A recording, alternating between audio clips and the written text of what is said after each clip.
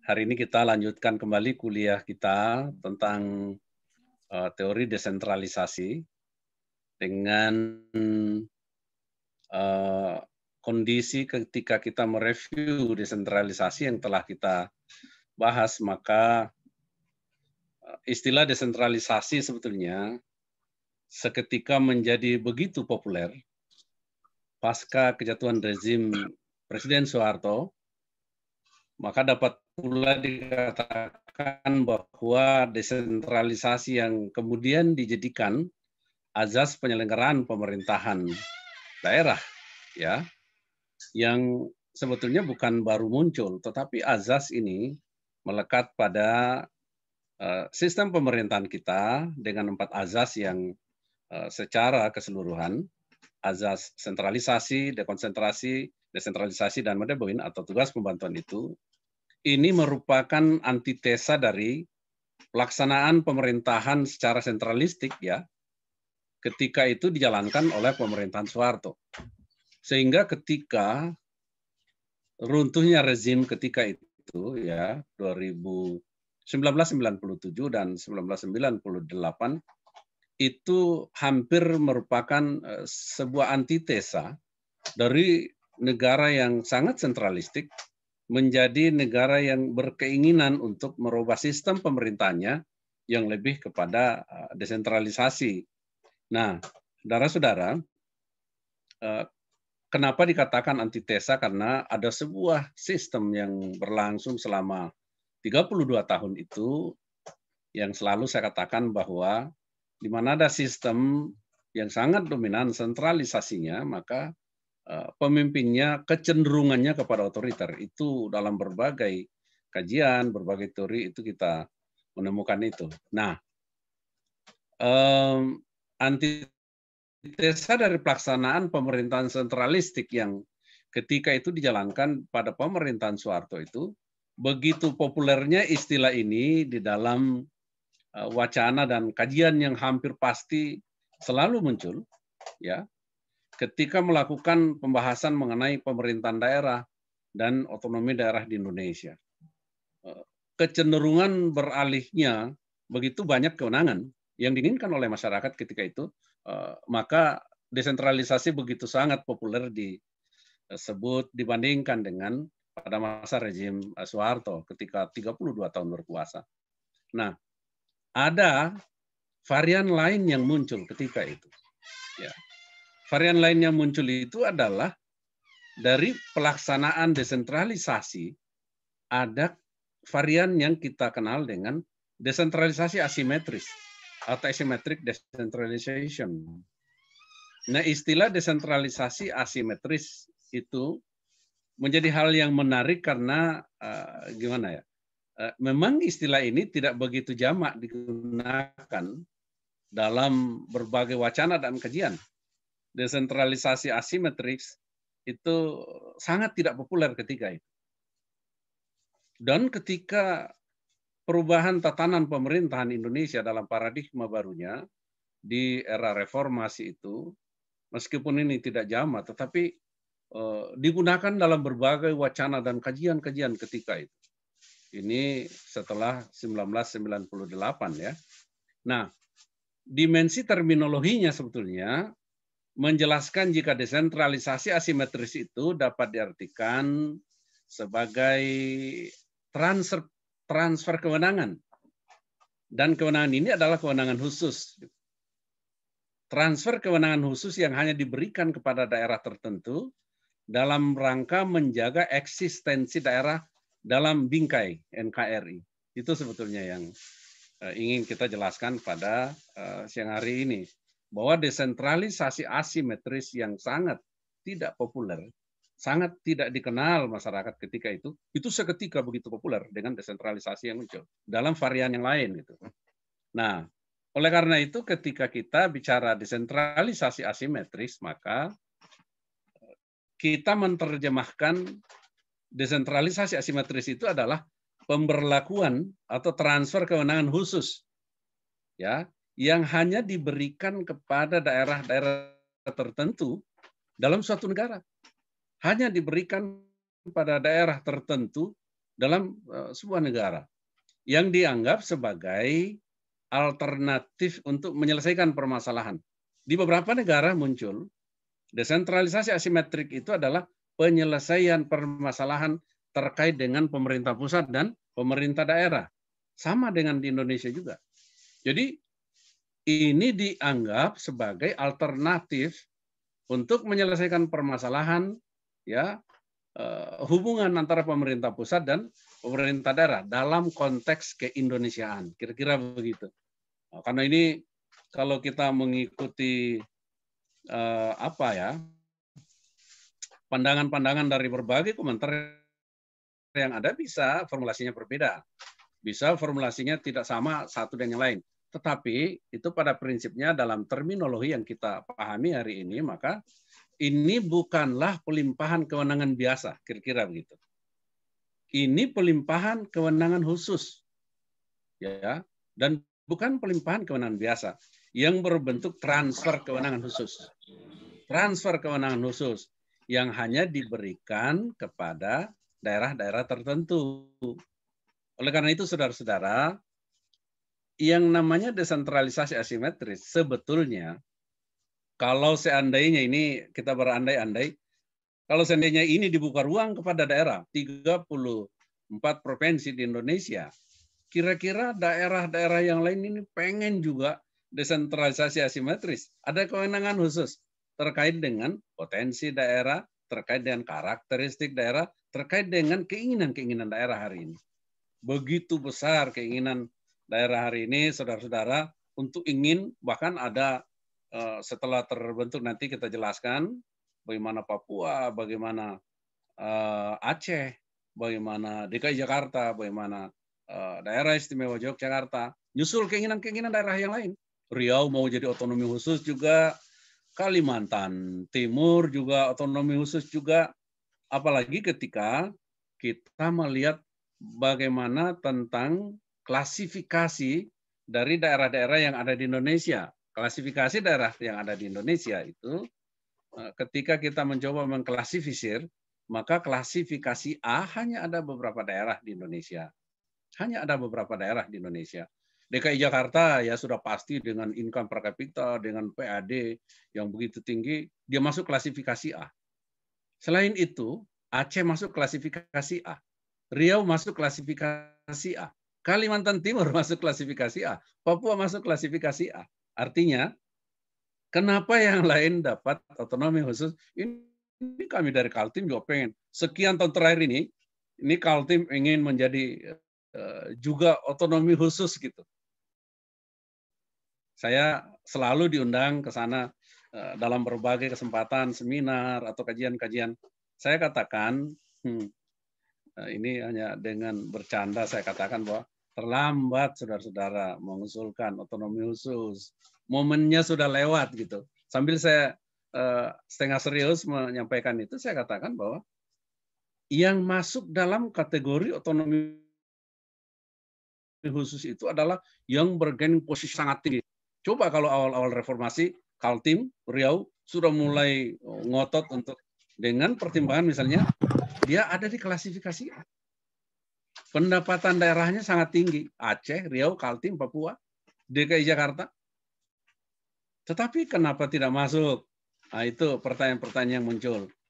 Karena tentu saja pemerintah memperhitungkan tentang transfer kewenangan khusus yang tadi yang saya katakan itu bagi daerah khusus yang sudah diklasifikasi menjadi daerah otonomi khusus. Nanti kita masuk di sana. Nah, ini prolog-prolog dulu. Kemudian ketika kita bandingkan ya bahwa otonomi yang ada ketika itu memang begitu kuat tarik-menariknya, klasifikasi yang saya jelaskan tadi hanya ada beberapa daerah yang masuk klasifikasi A.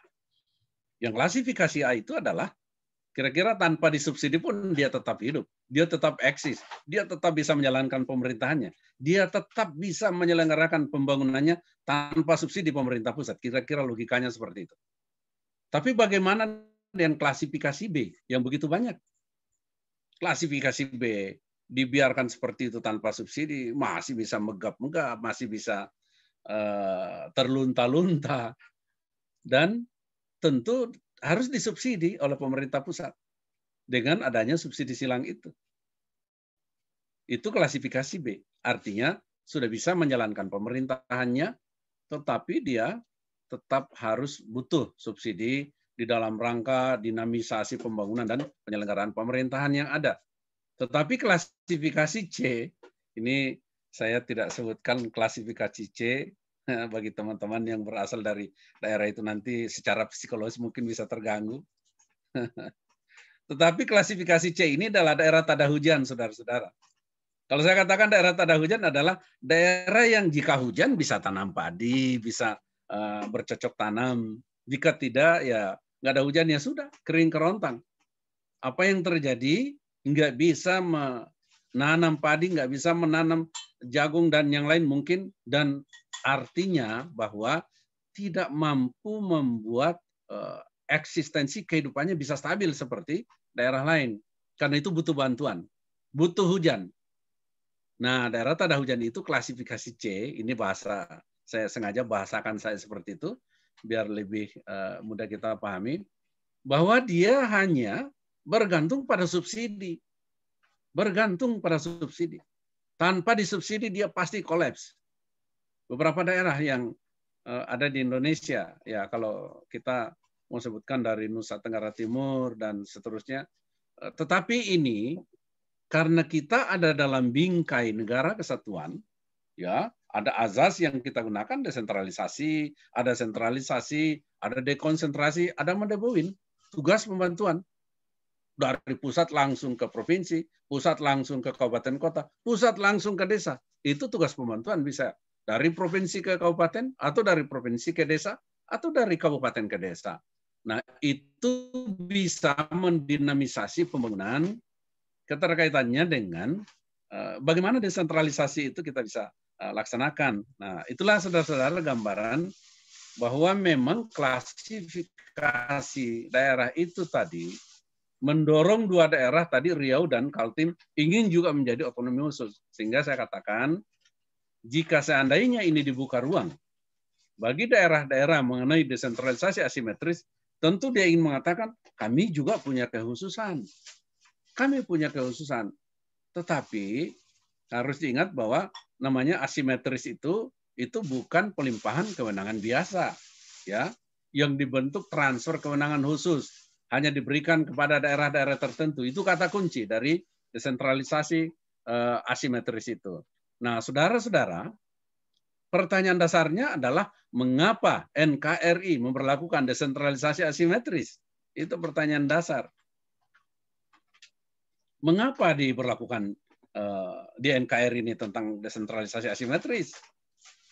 Ya, karena desentralisasi asimetris itu mampu mengakomodasi dan mengelola keragaman tiap daerah sebagai sebuah potensi untuk mencapai tujuan akhirnya yang inheren dengan tujuan akhir demokrasi, yaitu kesejahteraan masyarakat. Sebetulnya itu intinya. Kalau pertanyaannya muncul, kenapa NKRI memperlakukan desentralisasi asimetris? Ya, karena asimetris mengakomodasi inheren tujuan yang tujuan akhir dari sebuah demokrasi, kira-kira seperti itu gambarannya. Nah, saudara-saudara, ketika kita bicara soal asimetris, ya, pertanyaannya adalah pemerintah daerah mana saja yang diberikan desentralisasi asimetris. Tentu ya saya paham saudara-saudara pun sudah tahu tentang ini, tapi mari kita menyamakan persepsi kita lagi. Mari kita coba mempertajam kira-kira bahasan kita ke sana bahwa daerah-daerah yang diberikan otonomi khusus itu antara lain adalah Provinsi DKI Jakarta atau Ibu Kota Negara, kemudian Papua, dan beserta daerah pemekarannya harus disebutkan itu karena ada Papua Barat di sana, dan juga ada Papua-Papua lain nanti yang sudah ada dalam format ada sekian lagi provinsi akan lahir di Papua. Ada satu di Papua Barat dan ada dua di Papua. Maka ini masuk dalam konteks yang disebutkan tadi bahwa Papua beserta daerah-daerah pemekarannya. Itu masuk dalam konteks itu nanti. Kemudian ada daerah istimewa Yogyakarta, kemudian ada Nangro Aceh Darussalam. Itulah kira-kira saudara-saudara daerah yang masuk dalam kategori asimetris itu. Nah, diberikan daerah otonomi khusus, ada keistimewaan, sehingga menjadi bagian penting yang harus kita cermati dari daerah-daerah yang ada tadi. Nah, dalam pelaksanaan desentralisasi saat ini perlu kita paham bahwa dalam sistem desentralisasi, ya, pemerintah pusat memberikan wewenang kepada pemerintah daerah untuk menyelenggarakan pembangunan, meskipun memberikan kekuasaan kepada pemerintah daerah, ya, tetapi pemerintah pusat tetap memantau. Nggak boleh pemerintah pusat lepas dari pantauan terhadap daerah yang diberikan desentralisasi. Nah, pada sistem desentralisasi itu lebih mengedepankan pada koordinasi daripada komando, lebih kepada koordinasi dibanding dengan komando begitu.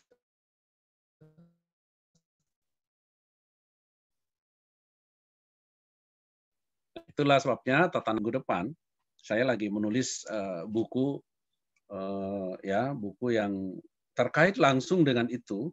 Ini memang sudah selesai, sudah saya editing terakhir, tinggal mau naik cetak. Judulnya adalah Elemen Dasar Pemerintahan Daerah. Ini saya coba melihat tentang bagaimana hubungan pusat, karena memang ini konteks hubungan pusat dan daerah. Bagaimana elemen dasar pemerintahan daerah dari segi pelimpahan kewenangan, bagaimana dari segi keuangan, bagaimana dari segi pengawasan, bagaimana dari segi penataan daerah atau pemekaran wilayah dan seterusnya, pilkada, dan saya coba kaji dari 9 poin, meskipun saya tahu teman-teman di Indonesia ini beberapa bacaan-bacaan yang belum lahir dalam bentuk buku saya lihat, tetapi mereka memandang ada 7 elemen dasar pemerintahan daerah. Saya buat dalam satu buku itu ada 9 elemen dasar pemerintahan daerah, tetapi ini nanti dalam itu saya akan jelaskan dalam berbagai kajian-kajian atau kajian buku, peluncuran buku saya nanti saya akan jelaskan 9 itu, dan saya akan jelaskan sedetail mungkin reasoning saya kenapa saya menetapkan 9 itu. Mudah-mudahan minggu depan kita, ini lagi berapa kali kuliah ya Bapak Ibu semuanya? Minggu depan masih ini ya, mudah-mudahan ini bisa selesai hari ini desentralisasi asimetris. Minggu depan kita sudah bisa masuk pada bagaimana elemen dasar pemerintahan daerah. Mudah-mudahan bisa ini saya jelaskan dalam kuliah di program doktor ini. Nah, kita lanjut bahwa terkait dengan tadi desentralisasi asimetris. Satuan pemerintah daerah yang bersifat khusus itu, ya, adapun yang dimaksud dengan satuan-satuan pemerintahan daerah yang bersifat khusus itu adalah daerah yang diberi otonomi khusus. Daerah yang diberi otonomi khusus, yaitu daerah khusus Ibu Kota Jakarta, ada Provinsi Papua, adapun daerah istimewa adalah daerah istimewa Aceh dan Nangro Aceh Darussalam itu adalah 2 daerah istimewa. Nanti saya coba gambarkan seperti apa. Yang pasti bahwa daerah istimewa, daerah khusus Ibu Kota Jakarta itu diberikan otonomi khusus dalam kerangka tadi desentralisasi asimetris. Itu memang ada hal yang berbeda dari daerah-daerah lainnya. Namanya asimetris berarti tidak simetris dengan apa yang berlaku pada daerah-daerah lain yang acuannya adalah Undang-Undang 23 2014. Dan kita tahu Undang-Undang 23 2014 itu sudah mengalami sekian banyak perubahan. Setelah kita merdeka saja bicara desentralisasi, kita bisa memulai dari 1903, tetapi saya tidak bicara soal itu. Saya hanya ingin mengatakan bahwa perubahan regulasi terkait dengan kenapa masuk otonomi khusus itu sampai tidak simetris dengan regulasi yang lain yang nomor 23 tahun 2014 itu Dimulai dari setelah kita merdeka, Undang-Undang Nomor 1 45, Undang-Undang 22 48, Undang-Undang berapa 165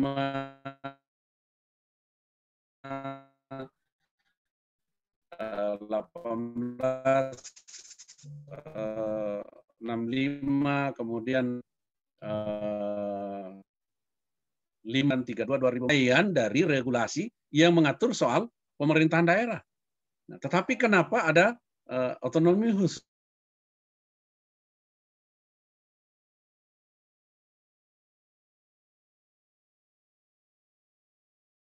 Kenapa ada dalam daerah asimetris?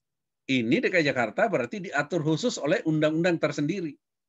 Nah, selama ini Jakarta menjadi khusus itu karena sebagai ibu kota dan alasan teknis administratif untuk efisiensi pengeluaran pemerintah dan seterusnya. Jakarta sebagai provinsi yang menjadi representasi pemerintah pusat di daerah dengan otonomi tunggal.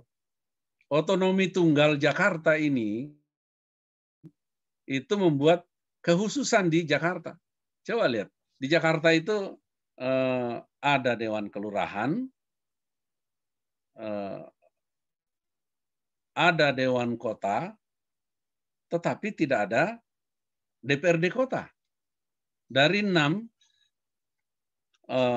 kabupaten kota di Jakarta, karena ada 1 kabupaten ya, ini agak unik memang negara kita ini, ibu kota negara, tetapi ada kabupaten di dalamnya, ya mulai dari Jakarta Utara, Timur, Selatan, Barat, Pusat, dan Pulau Seribu, ini ada Dewan Kelurahan, tapi tidak ada Dewan Kecamatan.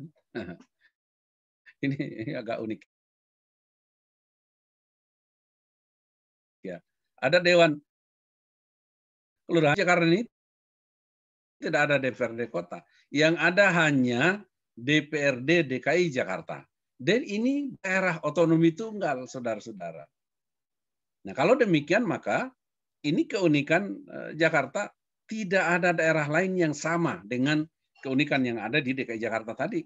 Hanya DKI Jakarta yang punya Dewan Kelurahan, hanya DKI Jakarta yang punya Dewan Kota, dan seterusnya. Yang lain berbeda lagi, karena ini agak panjang kalau kita mau lebar-lebarkan. Ya, oleh karena itu maka Jakarta diberikan otonomi khusus.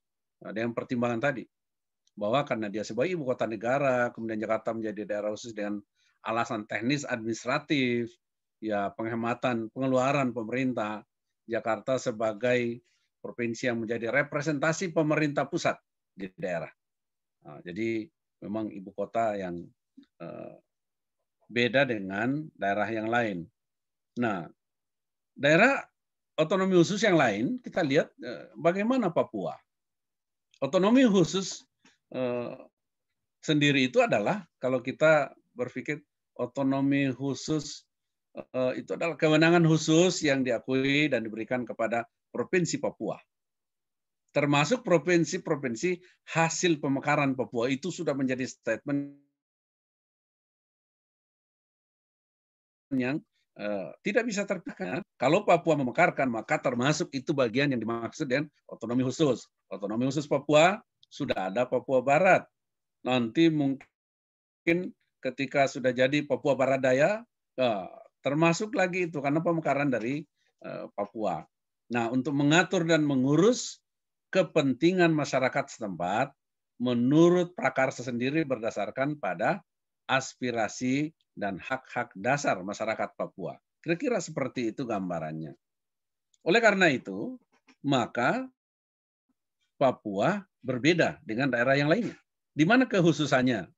Karena kalau bicara kekhususan berarti ada yang dimiliki Papua, tidak, atau ada yang diberlakukan di Papua, tetapi tidak diberlakukan pada daerah-daerah lainnya. Dan mengapa Papua dan Papua Barat itu diberikan otonomi khusus? Itu pertanyaan pertama dulu. Kenapa dia diberikan otonomi khusus? Ya karena ada untuk meningkatkan pelayanan akselerasi pembangunan sebetulnya. Kira-kira bahasanya diperhalus seperti itu. Peningkatan pelayanan akselerasi pembangunan dan pemberdayaan seluruh rakyat Papua. Seluruh orang Papua. Ya, kalau kemarin kita seminar di Jatinangor, di PDN, harus dikatakan bukan masyarakat Papua, orang Papua.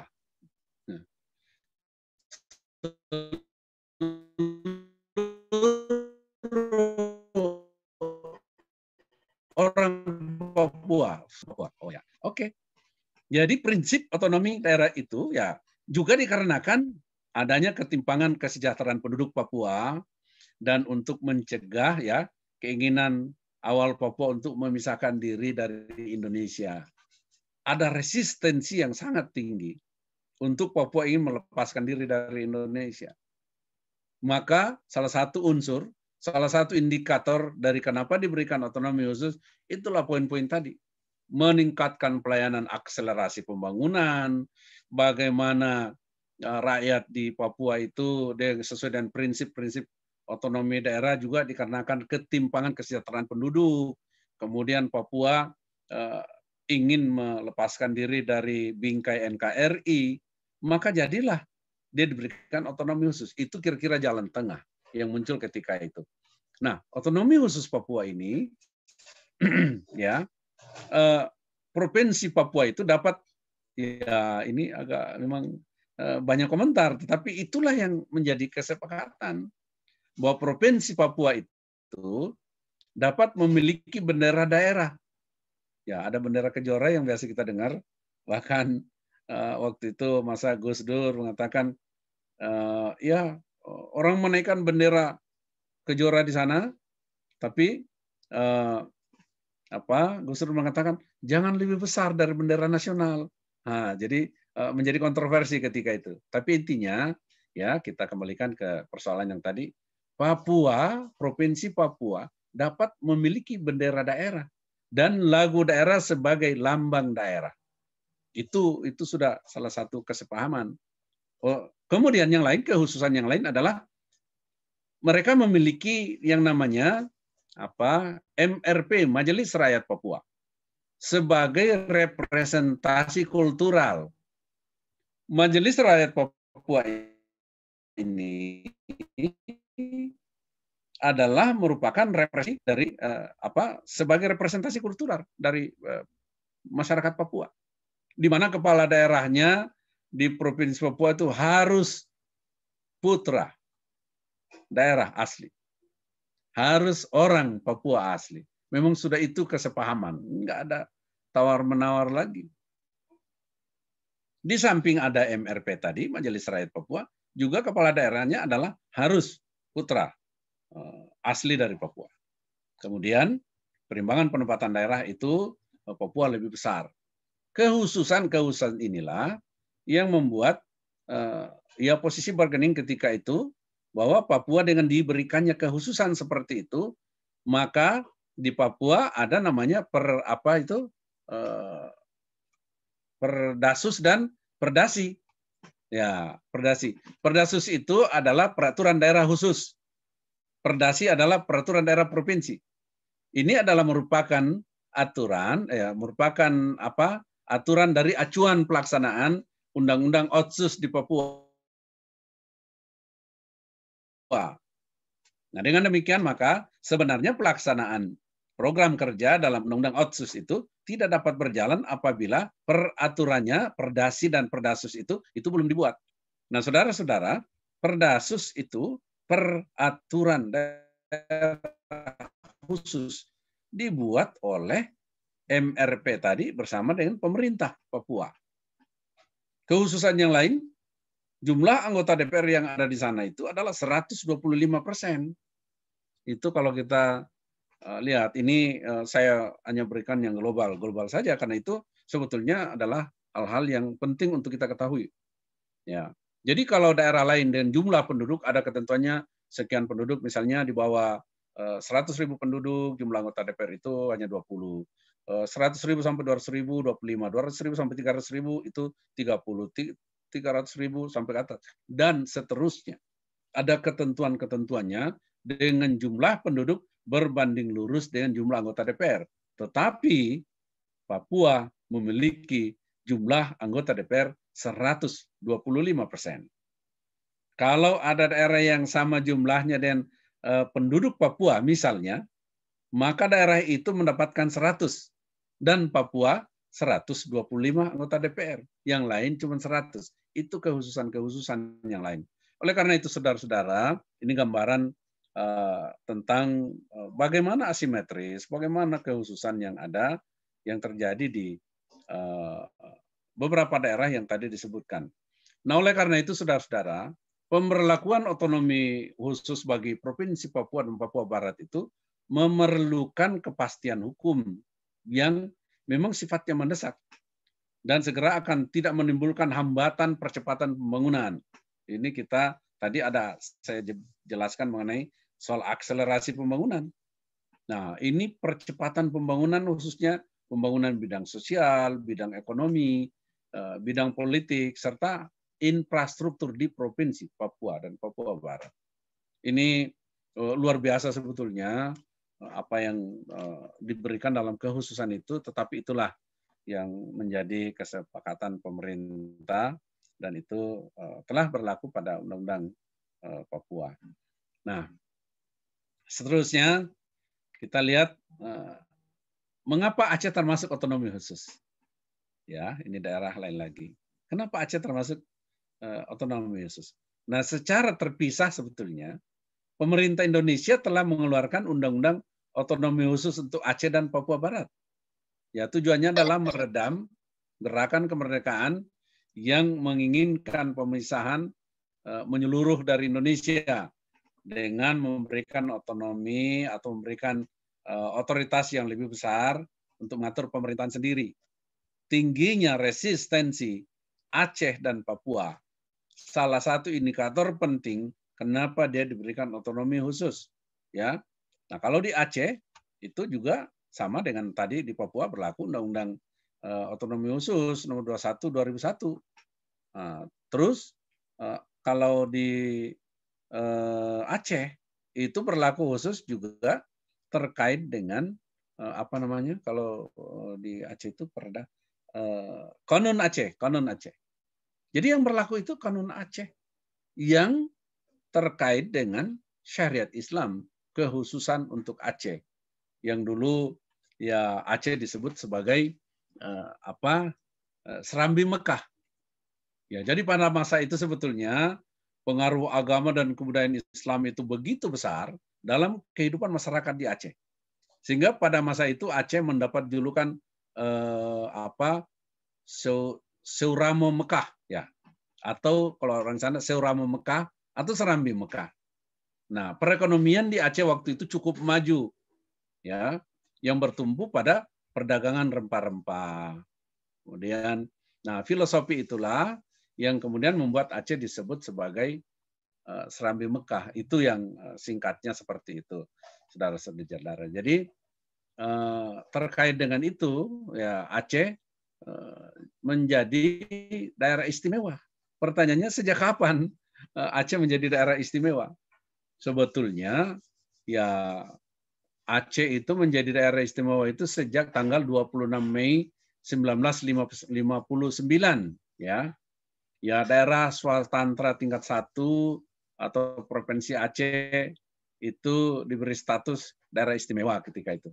Nah, dengan sebutan lengkap Provinsi Daerah Istimewa Aceh, ya, dengan predikat tersebut maka Aceh memiliki hak-hak otonomi yang luas di bidang agama, adat, dan pendidikan. Jadi bidang agama, adat, dan pendidikan. Oleh karena itu diatur dalam Konun Aceh yang tadi saya sebutkan itu. Nah, saudara-saudara, kira-kira begitu gambaran terkait dengan Aceh. Pertanyaan berikutnya adalah, mengapa Aceh dan Jogja menjadi daerah istimewa? Ini juga perlu kita paham, karena ini semua dalam kaitan dengan asimetris ke bawah, muncul pertanyaan soal daerah istimewa, muncul pertanyaan soal kekhususan, dan lain-lain. Nah, daerah yang mempunyai asal-usul dengan pemerintahan sendiri, ya, di zaman penjajahan Hindia Belanda sebetulnya itu ya ada bahasa Belandanya itu Zerbesteren, Land 7. Itu kalau dalam bahasa Belandanya itu yang saya ingat itu pada masa penjajahan Hindia Belanda. Kemudian saat bangsa Indonesia memproklamasikan kemerdekaannya, kedua kerajaan tersebut bergabung menjadi negara Indonesia, ya, Aceh dan Yogyakarta.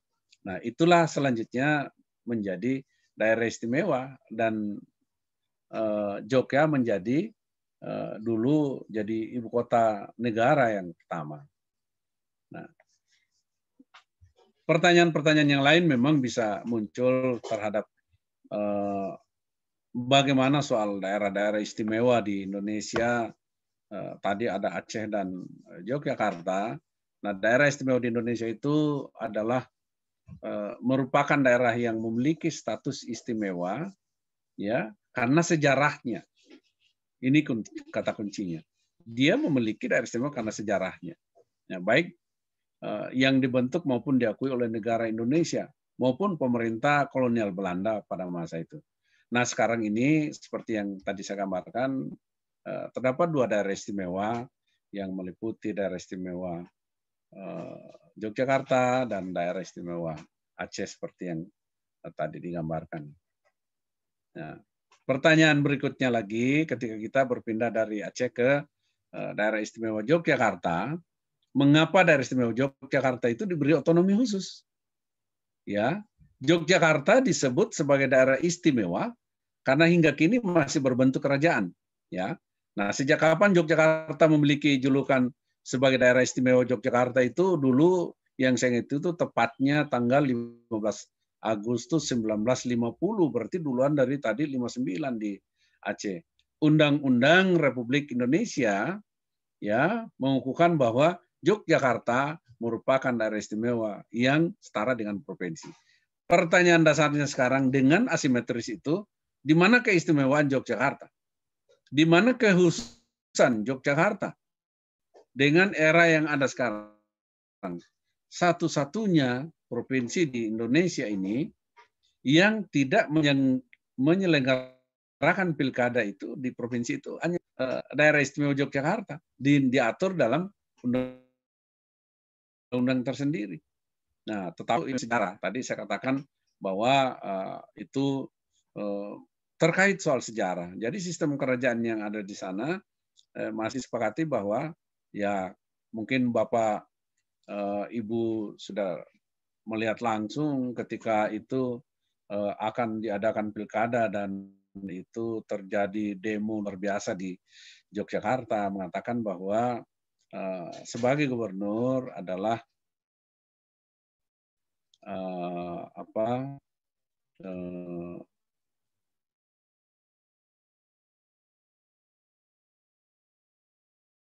dan itu seperti dari dulu. Dan ketika itu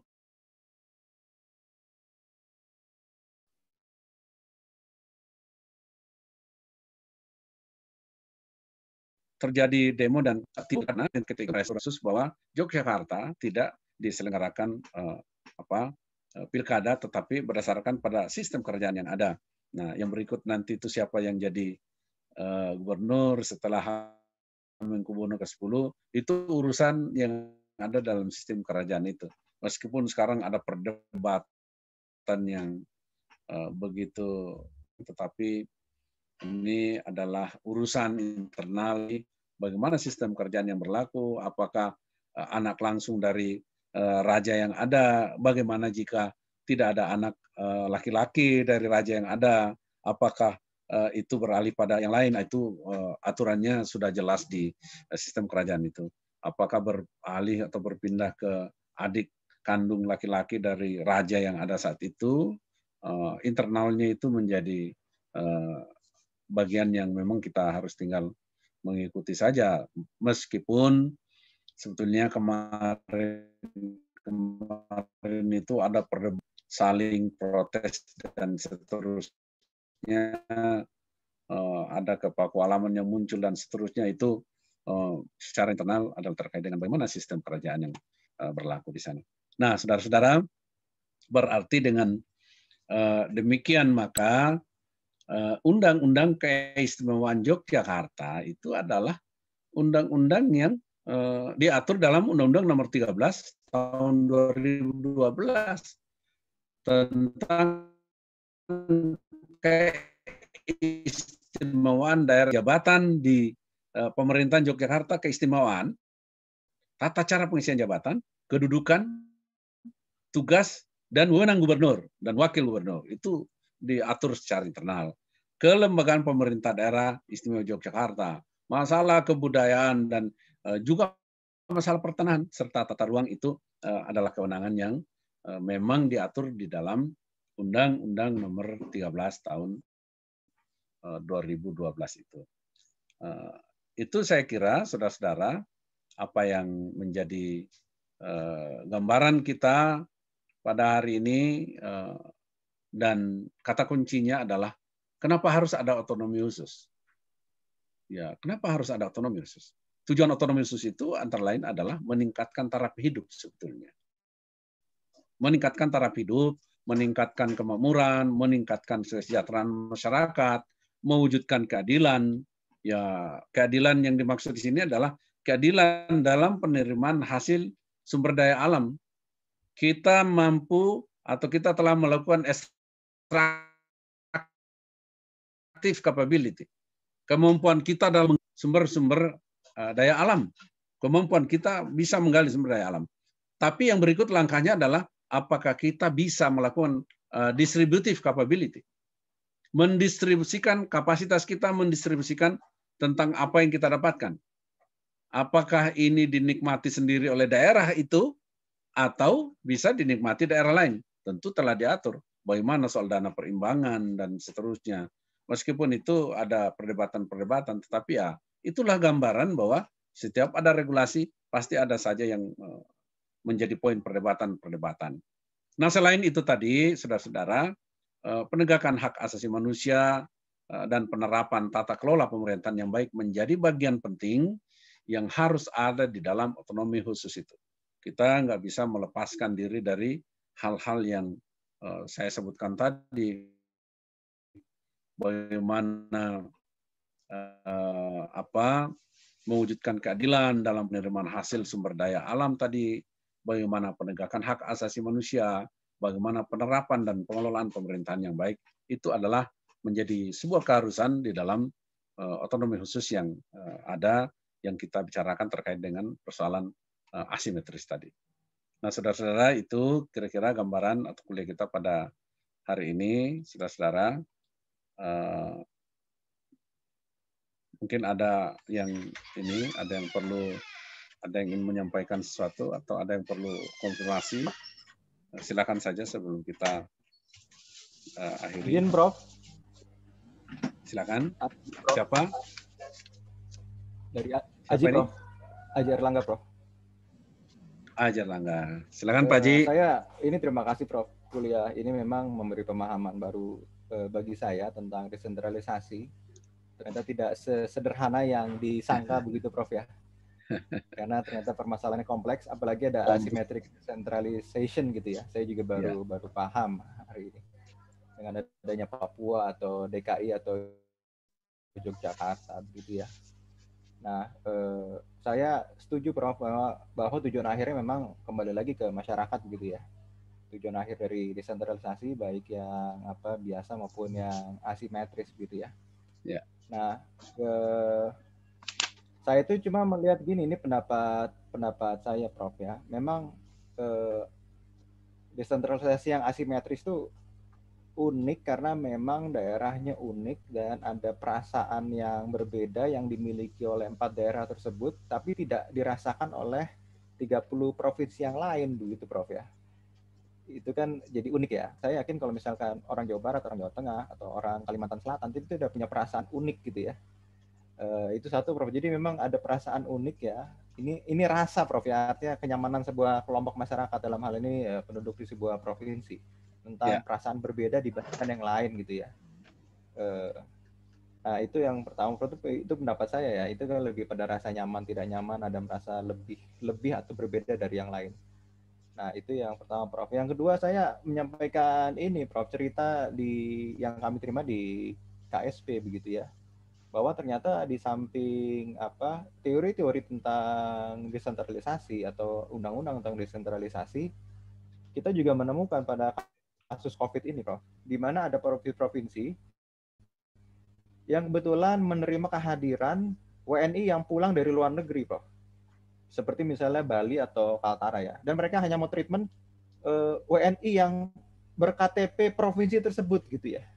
Kalau yang KTP-nya bukan provinsi tersebut, walaupun kembali dari luar negeri dan harus dikarantina, mereka tuh nggak mau urus gitu. Itu bagi saya itu satu praktek desentralisasi yang tidak proper atau mungkin kebablasan begitu, Prof. Mohon pendapatnya, Prof. Terima kasih. Wah,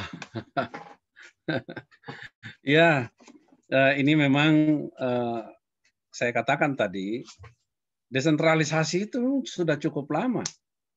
Tetapi desentralisasi baru seakan-akan tiba-tiba populer ketika kemarin kita masuk dalam paradigma baru pemerintahan Indonesia.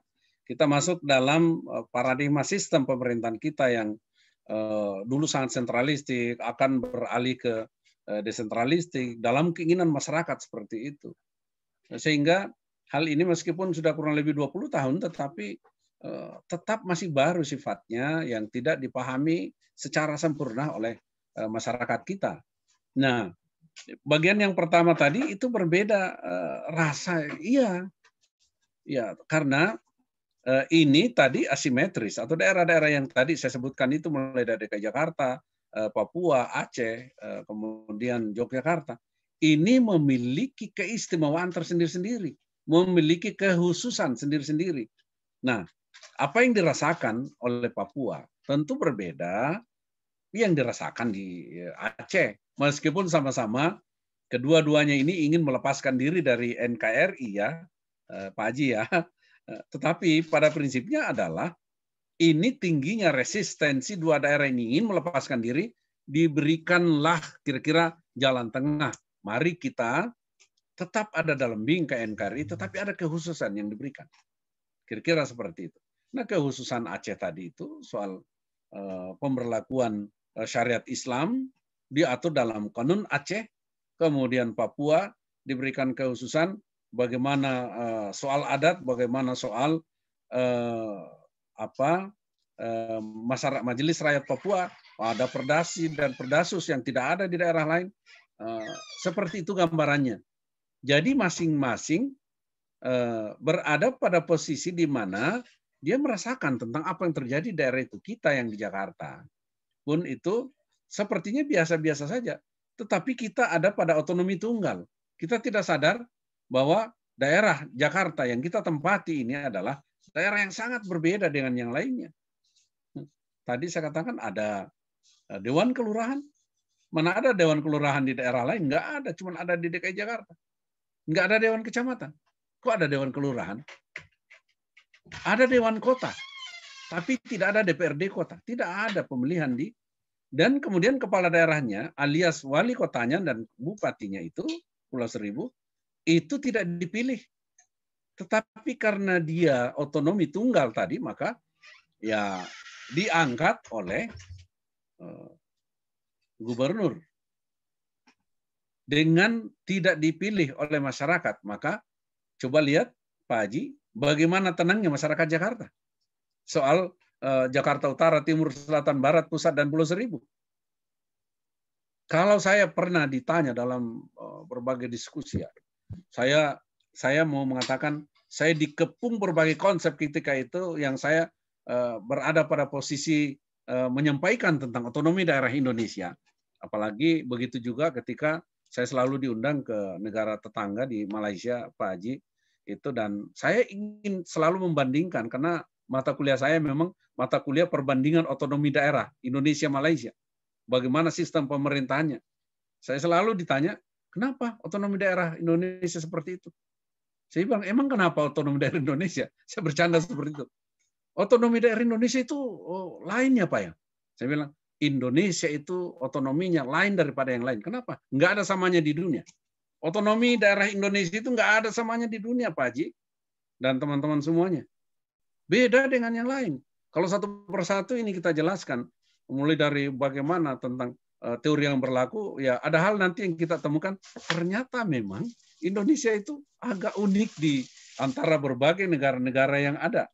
Nah, itu tadi. Nah, rasa yang tadi Pak Aji maksudkan itu tetap ada pada di mana kita berada, berlakunya otonomi khusus itu atau asimetris itu, tetapi daerah lain tidak merasakan itu. Coba Pak Haji dari mana misalnya? Dari mana Pak Haji? Daerah mana aslinya? Saya turunan Jawa, Pak. Dari Jawa, oke lah. Kita anggap saja itu Pak Haji KTP-nya dari DKI Jawa. tapi Pak. Ya, sama-sama Pak. Saya dari Makassar Pak, Sulawesi Selatan Pak. Orang Bugis Pak. Tetapi kalau di Bugis sana, ya tentu tidak merasakan apa yang terjadi di Jakarta. Rasa itu hanya dirasakan pada orang yang berada di posisi itu. Coba lihat orang Jawa yang ada di sana, dia nggak tahu. Paling kecenderungan dia melihat, oh Yogyakarta representasi Jawa, atau kalau memang mau dikatakan itu adalah bagian dari sebuah kerajaan yang pernah besar di Jawa, itu beda saja. Nah, paling kita kalau ke sana melihat, oh ada perbedaan ya, ternyata gubernurnya itu, ya rajanya itulah yang menjadi ex officio jadi gubernur, tanpa ada pilkada, tanpa ada pemilihan lagi. Daerah lain pilkada, di sana nggak ada pilkada. Nah, masing-masing rasa itu ada diperankan oleh siapa yang ada di daerah itu. Itu yang pertama Pak Haji. Yang kedua adalah ini Pak Haji, saya ingin meluruskan tafsiran desentralisasi itu, ya. Jadi kalau kasus yang disampaikan tadi Pak Haji, ya, provinsi yang menerima kehadiran WNI, nggak ada urusan, nggak ada ketentuan Pak Haji yang mengatakan bahwa desentralisasi itu memang itu bicara soal kewenangan yang ditransfer ke daerah, kewenangan yang diberikan kepada daerah. Ingat, desentralisasi itu adalah penyerahan kewenangan. Tetapi tidak ditafsirkan bahwa jika ada orang lain masuk ke situ, tidak boleh orang lain itu diurus di situ. Nggak ada seperti itu tafsirannya, Pak. Orang lain pun Pak Haji mau jadi calon gubernur di Sulawesi Selatan, oh ya silahkan saja. Nggak ada ketentuan melarang itu. Kecuali tadi di Papua sudah ada dikatakan bahwa yang menjadi gubernur adalah orang Papua asli. Tapi kalau 30 daerah tadi ini, Pak Haji, nggak ada ketentuan seperti itu. Maka menjadi sebuah tafsiran yang keliru menurut saya, ini perlu diluruskan. Nggak boleh. Ini warga negara Indonesia yang harus dilayani dalam daerah desentralisasi di mana, tetapi ini warga negara Indonesia. Kalau KTP hanya persoalan KTP-nya tadi ini, nah ini juga kita terjebak di persoalan KTP Pak Haji. KTP negara-negara lain mana ada punya KTP Pak? Yang ada juga nomor manusia. Coba Bapak ke Jepang, ada nggak orang punya KTP? Di sana nggak ada. KTP itu di Indonesia itu diurus ketika berumur balik atau 16 tahun ke atas, ya, sudah dewasa. Pertanyaannya, atau 17 tahun ke atas. Pertanyaannya, ketika dia sebelum 17 tahun kemana aja itu daftar itu? Di mana daftar manusianya? Oleh karena itu KTP, menurut saya sebetulnya ya, saya dari dulu bukan karena saya, tapi ini dalam kajian-kajian akademik saya selalu sampaikan, harusnya KTP itu tidak mulai berlaku pada ketika kita umur 17 tahun. Ya, kartu tanda penduduk, kartu manusia. Coba kalau ke Jepang, Pak Haji, pada saat orang lahir, orang itu lahir hari ini, dia sudah masuk di bank data manusia Jepang. Dan nggak pernah salah itu, Pak. Jumlah penduduk di Tokyo, jumlah penduduk di Hokkaido, di Kyushu, Shikoku, dan seterusnya, yang lain, itu jelas karena dia ada dalam bank data online. Indonesia, maaf kalau kita mau bolak-balik membandingkan itu, Indonesia sudah online belum Pak Haji? Kita ada KTP. Sudah Pak, sudah online Pak. Ya, oke, saya bisa terima Bapak jawab langsung online. Bisa nggak sudah langsung dicek bahwa sekian jumlah Papua, sekarang cek dari Jakarta berapa jumlah penduduk di sana. Adakah yang tidak double KTP-nya? Ingat, KTP masih menjadi permainan luar biasa Pak sampai hari ini. Pasti kalau dari bidang itu, sahabat saya Pak Prof. Zudan itu selalu menyampaikan itu. Tetapi pada fakta-fakta, kita masih bisa menemukan daftar ganda. Dan kenapa harus dihitung dari KTP? Kenapa tidak dihitung dari lahirnya manusia? atau alias apa namanya? Yang akte kelahiran. Nggak ada manusia yang lahir 2 kali. Tapi kalau bicara KTP, bisa manusia membuat KTP beberapa kali. Apalagi ada KTP ganda hari ini yang masuk ke Indonesia. Misalnya Cina, KTP-nya ganda dengan Indonesia. Ini persoalan semua kita hadapi dari sisi tinjauan administrasi negara. Nah, kalau kita ke Jepang, saya berangkat hari ini jam sekian, itu 2 tahun persis kemudian misalnya saya deportasi Indonesia. Langsung muncul di layar besar, Pak, di mana-mana, online. Warga negara Indonesia Mansur Ahmad deportasi Indonesia. Karena sudah persis waktunya saya masuk jam 10 dan jam 10 saya deportasi.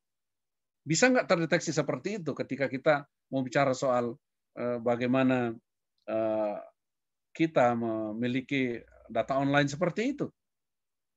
Itu semua jadi pertanyaan. Oleh karena itu, bicara soal administrasi negara terkait dengan sistem pemerintahan kita, memang itu banyak penataan yang perlu dilakukan.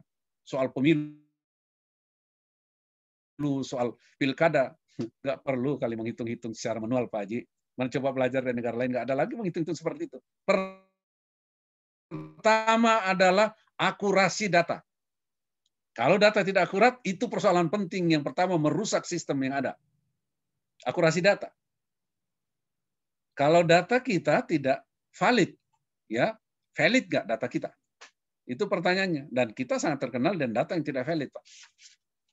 Akhirnya jumlah pemilih juga menjadi tidak valid semua. Lihat daftar di KPU, daftar pemilih, sudah masih ada namanya bertengger di situ. 2 tahun meninggal yang lalu masih ada namanya bertengger di situ. Sementara yang mencatat itu adalah ketua-ketua RT dan sampai kepala desa. Nggak ada namanya kepala desa di situ. Ini data yang tidak valid. Tapi ya jangan. Saya peneliti, Pak, cukup lama, tetapi saya menemukan data-data yang tidak valid itu, ya sudahlah. Kita kalau mau kompromi seperti itu, oke. Tetapi ya, kembali ke persoalan-persoalan yang kita bahas tadi, bahwa validitas data itu sangat penting, Pak. Memvalidasi data itu harus dengan sistem online. Online. Kita sudah online nggak secara menyeluruh di negara ini? Masa kita kalah dengan bank-bank? Bank-bank dari dulu juga online. Mau sampai ke desa mana juga di sana bisa langsung ambil. Itu online, Pak. Wah, pemerintah nggak bisa online total seperti itu gitu. Dan jangan bandingkan Jepang. Jepang kita masih berkutat sekarang dalam persoalan 4.0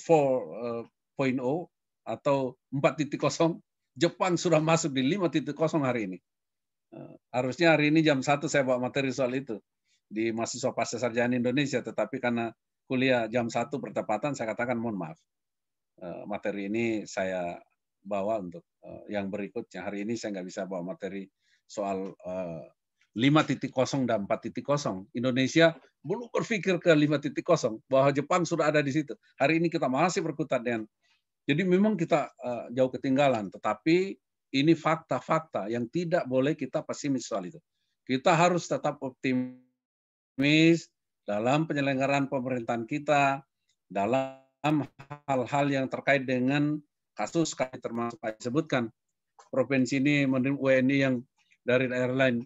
Ini kenapa? Ini difasilitasi pemerintah daerah dan dia warga negara Indonesia sebetulnya. Tetapi ya harus ada yang menyelesaikan ini. Kalau tidak pada kebijakan yang selevel dan itu, kebijakan yang satu tingkat levelnya di atas harus menyelesaikan itu. Kalau dia berada di kabupaten kota, kita berharap tingkat provinsi selesaikan itu. Pahami dengan baik soal desentralisasi itu. Memberikan kewenangan itu bukan berarti tidak menerima warga negara lain masuk di daerah itu, tapi persoalan kewenangan yang harus dilakukan.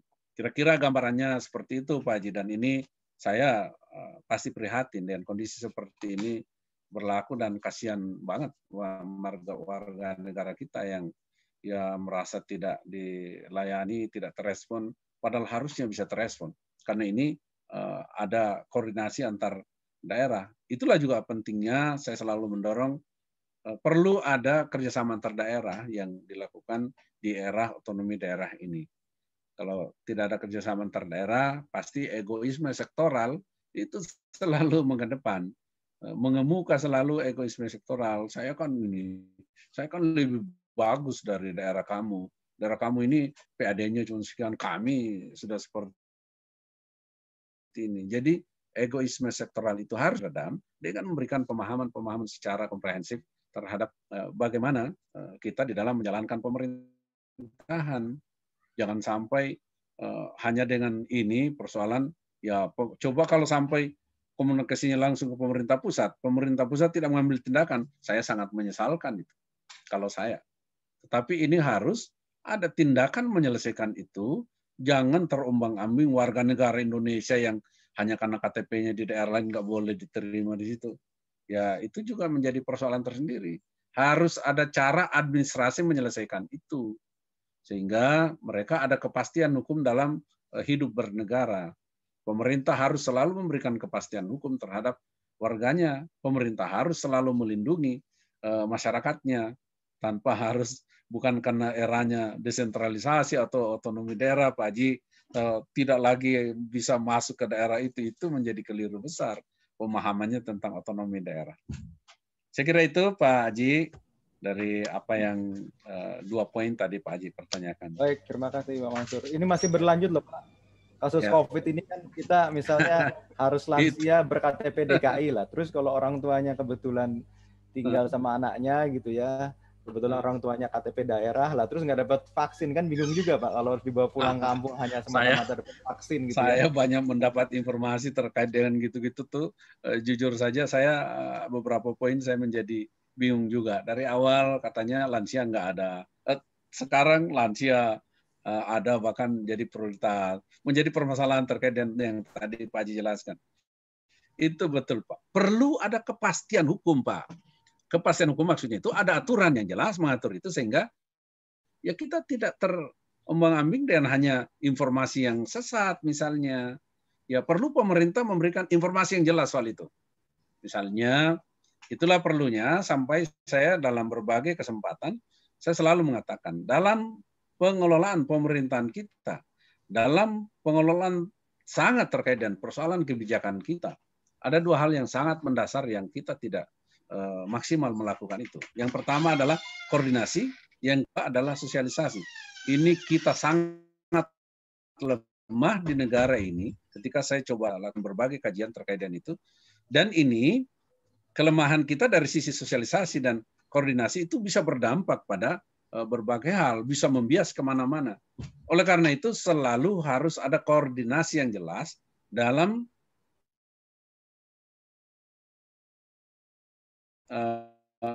bagaimana mengimplementasikan kebijakan, tetapi tidak diimplementasikan, tidak disosialisasikan dengan baik, tidak dikoordinasikan dengan baik, apa yang terjadi? Masyarakat bisa menjadi bingung. Mungkin Bapak pikir karena saya dosen bisa paham semua. Saya juga belum dapat informasi lengkap soal itu, Pak. Saya mau analisa, bingung juga. Dulu pertama ketentuannya yang lansia tidak divaksin. Ternyata sekarang lansia jadi prioritas. Yang lain sudah harusnya divaksin, belum. Belum cukup vaksinnya, belum datang semua. Jadi ini kan perlu informasi. Sehingga apa yang pernah saya gambarkan pada prolog awal, dulu tentang prajurit Amerika yang mengatakan bahwa saya rela mati seperti layaknya anjing tergila Stonewalls, asalkan saya tahu untuk apa saya mati. Coba itu prinsip masyarakat coba. Jadi saya siap mati, tetapi jelaskan kepada saya kenapa saya harus mati. Saya mati karena membela negara tercinta ini. Tetapi kalau saya tidak dijelaskan, saya melawan. Kira-kira begitu Pak Haji. Nah oleh karena itu, ini masyarakat ini perlu diberikan keterangan yang jelas oleh pemerintah. Apa yang harus dilakukan pemerintah, jelaskan ke masyarakat. Sehingga masyarakat nanti tidak saya pahami di dalam bagaimana melakukan sosialisasi, bagaimana melakukan koordinasi. Sosialisasi pun kita lakukan kadang hanya menggugurkan kewajiban saja, Pak. Kita lakukan sosialisasi, coba. Kita sosialisasi, lakukan FGD. FGD, saya selalu jadi narasumber FGD, Pak, di mana-mana, Pak. Datang, ya sudah, kita teken di situ. Bersama nanti ada lapisannya di bawah, Pak Haji, dan teman-teman semua. Tetapi menggugurkan kewajiban. Tercapai nggak tujuan sosialisasi itu? Saya melihat tidak tercapai dengan baik. Tapi itulah kewajiban yang harus dilakukan. Karena kalau bicara soal sosialisasi tentang kebijakan, saya banyak belajar dari berbagai pelaksanaan kebijakan di negara lain. Negara lain itu sosialisasi dilakukan pada saat belum diketoknya palu soal kebijakan itu. Bukan pada saat sudah jadi kebijakan baru sosialisasi. Sebelum diketoknya palu, sudah disosialisasi. Hai masyarakat, kita mau membuat kebijakan soal ini. Mohon dukungan, mohon aspirasi, mohon kira-kira input, dan sebagainya. Tetapi kalau tiba-tiba sudah ada regulasi, baru disampaikan ke masyarakat. Yang ada, masyarakat kaget. Ada regulasi baru lagi ya. Belum di ini nih. Tiba-tiba kaget, bisa terjadi secara psikologis. Tiba-tiba ada hal yang nggak sesuai dengan pikirannya, ya bisa berbalik menjadi berbalik arah kepada pemerintah. Itu yang perlu diantisipasi, sehingga perlunya sosialisasi itu dilakukan, perlunya koordinasi itu dilakukan. Nah, kalau seperti gambaran tadi, meskipun itu kecil, tapi dalam skala yang jauh lebih besar, banyak saya coba memahami dua hal penting tadi itu yang tidak maksimal dilakukan. Negara lain saya lihat cukup maksimal melakukan itu, sehingga masyarakatnya tidak kaget ketika ada regulasi baru. Ada ketentuan baru, ada hal yang ingin dilakukan, jelas prosedurnya, jelas. Itu yang harus dilakukan secara jelas. Kira-kira begitu ya Pak Ji dan teman-teman semuanya. Ini sama sekali bukan kritis, tetapi kita harus menjelaskan. Ini dalam pandangan-pandangan akademik ini, ya kira-kira gambarannya seperti itu. Kita tidak bisa menerima saja apa yang ada, tetapi harus ada kajian-kajian akademik yang lahir, menelaah tentang apa yang terjadi, dan itulah peran kita. Kita tidak bisa hanya menerima tesa. Kita harus pelajari antitesanya, dan kita bisa melahirkan sintesa atau sebuah tesis terhadap apa yang kita lihat perbedaannya, maunya si A begini, maunya si B begini. Kita lahirkan tesis, kita lahirkan sintesa. Boleh ada seseorang yang mengambil sebuah keputusan, mengambil sebuah kebijakan atas dasar tesa. Jangan coba-coba Bapak Ibu semuanya mengambil keputusan hanya atas dasar tesa. Kalau informasi sepihak Bapak dapat dan Ibu dapat, dan itu dijadikan dasar mengambil keputusan, keliru besar. Seseorang mengambil keputusan hanya mendapatkan informasi sepihak begitu. Jadi harus ada combine antara tesa dan antitesa, baru kita bisa melahirkan sintesa yang baik. Itu yang harus dilakukan. Ya sebagai seorang akademisi, ya harus berpikirnya secara akademik seperti itu, kira-kira gambarannya. Baik, saudara-saudara, saya kira kuliah kita cukup dulu. Ya saya harus lanjut dengan yang lain biar kita berbagi untuk ya karena ada jadwal sampai malam pun nanti sampai jam 10 malam pun masih ya kebetulan ya, terjadwal di perguruan tinggi yang lain pasca sarjana. Masih 2 kali lagi saya mengajar, dan ada yang jam 7 malam sampai jam setengah 10 malam nanti setialan. Itu yang agak lama. Sementara saya harus perjalanan ke Bandung sore ini. Nanti pas di jalan terpaksa mulai dari kendaraan. Oke, baik. Bapak Ibu semuanya, terima kasih banyak. Kita akan ketemu lagi nanti pada pertemuan berikut. Kita diskusi, mudah-mudahan kita sudah membahas hal lain dalam kaitan dengan beberapa poin dengan sentralisasi dan implementasi atau cara terapan apa yang terjadi di pemerintahan kita. Terima kasih sekali lagi, mohon maaf. Assalamualaikum warahmatullahi wabarakatuh. Waalaikumsalam warahmatullahi wabarakatuh. Terima kasih, Prof. Sama-sama. Terima kasih sama-sama ya. Prof. Jaga fisik. Terima kasih, Prof. Sehat semuanya ya. Siap, Prof. Jaga fisiknya, Prof. Jangan sampai terpapar. Kita harus saling mendukung, saling